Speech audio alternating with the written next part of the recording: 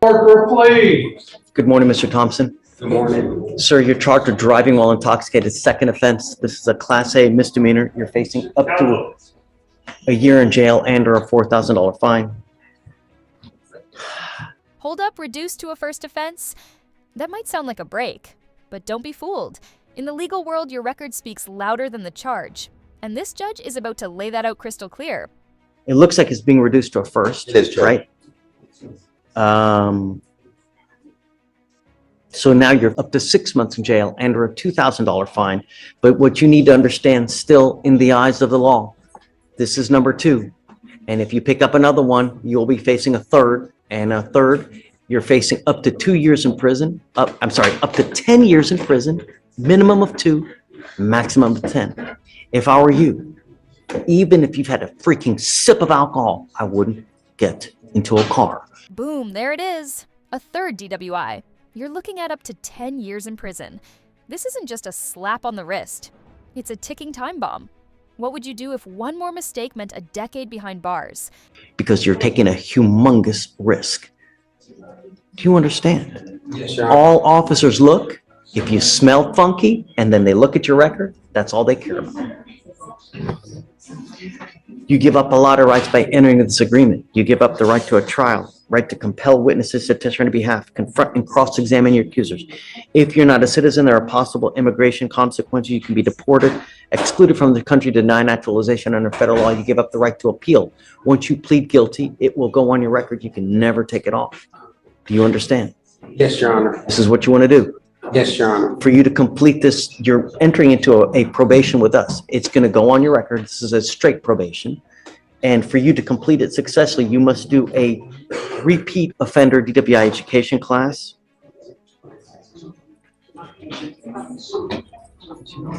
2 victim impact panels, a TRAS, which is an evaluation to see what other conditions you may need. If they assess further conditions, they might. It could be intensive outpatient treatment. It could be supportive outpatient treatment. If they assess further conditions, you must fulfill those conditions. No breath test refusal. So if you were pulled over in a car and you take a breath, an officer asks you to take a breath test, you have to do it. If you don't, you're in violation of the probation.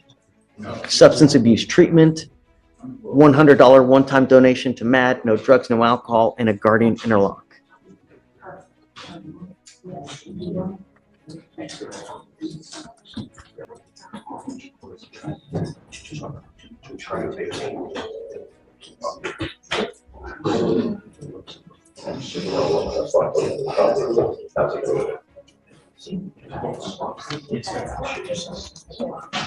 Here's the turning point. He's about to plead guilty, and this moment is irreversible.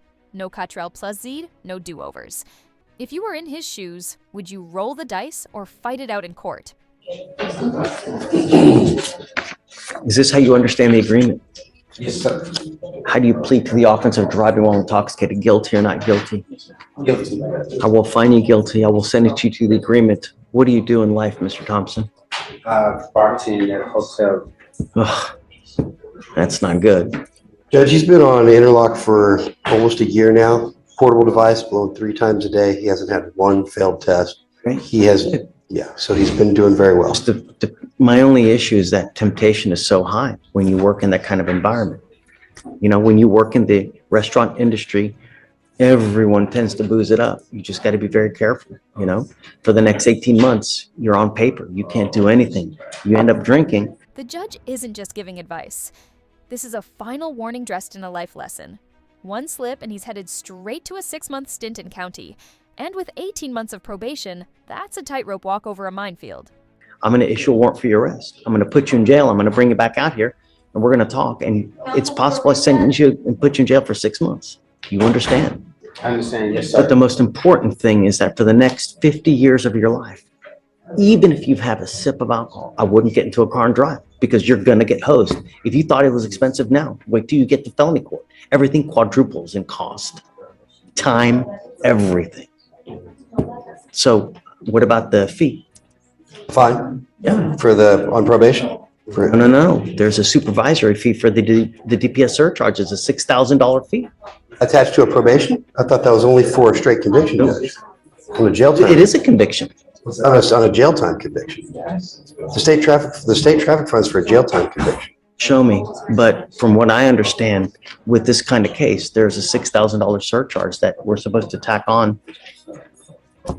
I The DPS was surcharge. under the impression that Show the me otherwise. And I mandatory won't. license suspension.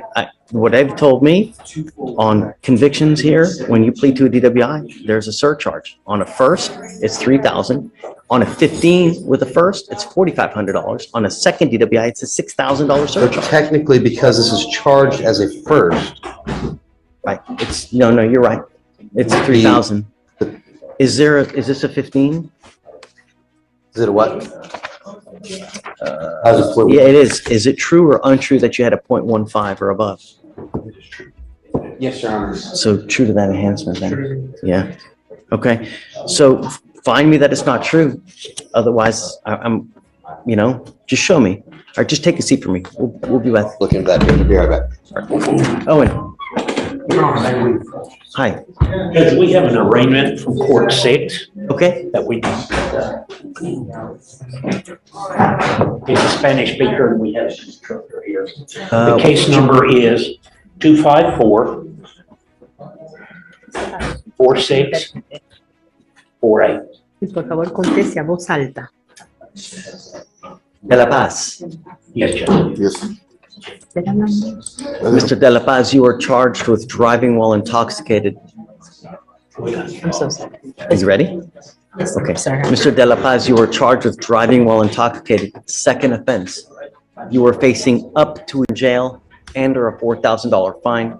It's also alleged that you had a breath alcohol of a .15 or above. Sorry, the punto más Shh. 5. We are going to do probable cause. You have the right to remain silent. Anything you say can or will be used against you. You have the right to have an attorney present. If you cannot afford one, one will be appointed to you. Yes, Judge.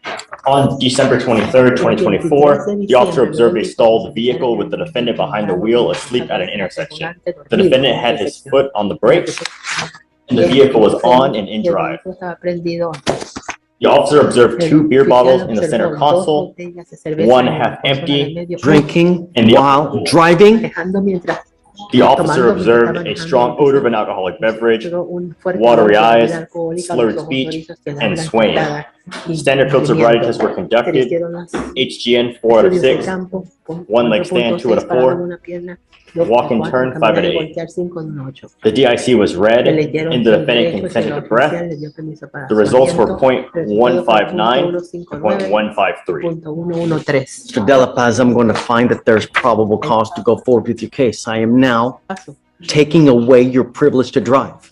You will be signing an affidavit with me today, promising me you're not going to drive. I don't give a rat's behind what your excuse is. If I find that you drive, I can have a contempt hearing.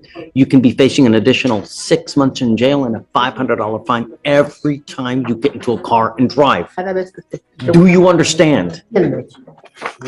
I don't care if you school, groceries, work, kids. I don't care. You drive, you will stay with me, possibly for a very long time.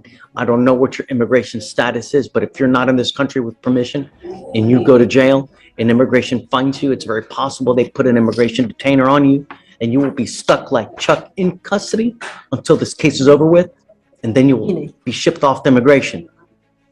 Do you understand? Yes, I understand.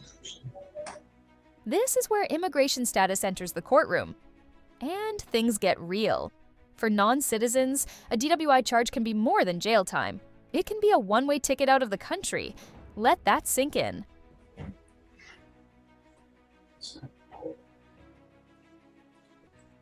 I'm also ordering you, as a condition of your bond, not to consume alcohol, illegal drugs, or unprescribed controlled medication. I'm going to put a Scram ankle monitor on you so I know that you're not consuming alcohol. You consume alcohol, into jail you will go. No more PR bonds for you.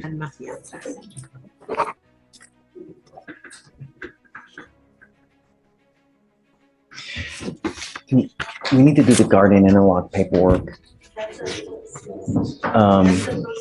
Is there someone here from Court 6? I don't know what their schedule is, but they're pretrial officers to be here. Is Shelby here today? Caitlin's covering. Caitlin? Okay. That's why I asked them if they had stuff. with So the Owen- schedule there. Judge, their pretrial officer came in and I saw her talking. Yes, I wrote down the conditions. I'm gonna create a document, send it over to 6 and then we'll do everything. Mr. Della, This interlock order. It's not just a piece of paper, it's a digital leash. The judge is making sure every cop in Texas knows if he drives without that device, he's toast, high stakes for high risk. Paz, let me make something abundantly clear to you. I am now entering paperwork and I'm sending this Guardian Interlock paperwork to Austin, and I'm filing it with the Texas Department of Public Safety. Every single officer in the state will know that you were required and not allowed to drive a vehicle that doesn't have an interlock. If you were caught driving a vehicle, it doesn't have an interlock on it, and you were pulled over, an officer is going to put you in jail. If I find that you drive, and I don't care what your excuse is, in violation of this affidavit, there will be hell to pay. You understand? All right. Yes, sir. Okay, Owen. Your money. Hey, Judge. Come on up. I start, okay, sorry. Let's do it. You want to start with Mr. Martinez? No. Okay, I gotta Let's show do you some stuff. happy stuff first. Okay, Daquan Davis, it's an older case. They shared some stuff with me yesterday. That's just pics. There is an assault case as well. They are still trying to locate the complaining witness. I haven't been on it that long. Okay.